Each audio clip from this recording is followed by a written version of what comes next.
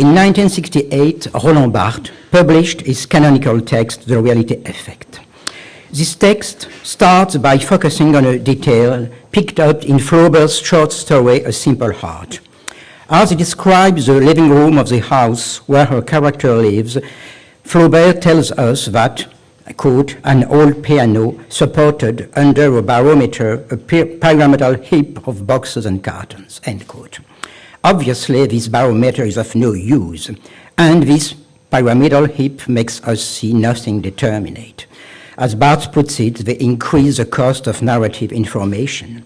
This judgment appears to be in keeping with the statements of many 20th century writers who denounce the futility of realistic description.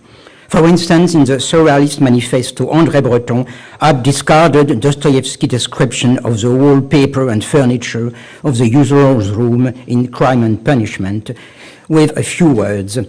He's wasting his time, for I refuse to go into his room.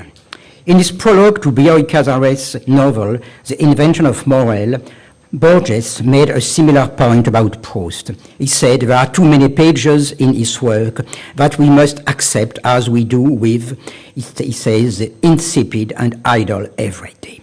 So the point then is not only about a superfluous element in the description, it's about description itself as an excess.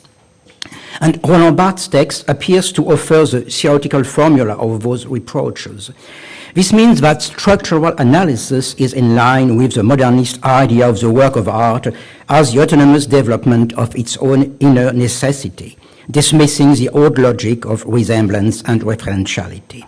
It gives a systematic formulation to the modernist disdain for the useless object that stands in the way of the structural organization of the work of art. Nothing can be superfluous.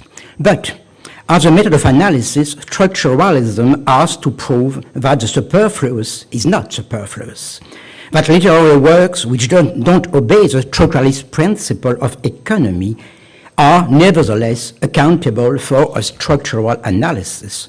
So the superfluous must be given a place and a status in the structure. Now the status that Barthes gives it is the typical status that the modernist presupposition can give to what is in excess, the status of the survivor. Barthes offers two reasons for the realistic excess. First, it follows a tradition that dates back to antiquity, the tradition of the epidactic discourse in which the object of the description matters less than the deployment of brilliant images and metaphors showing the virtuosity of the author for the sole sake of aesthetic pleasure.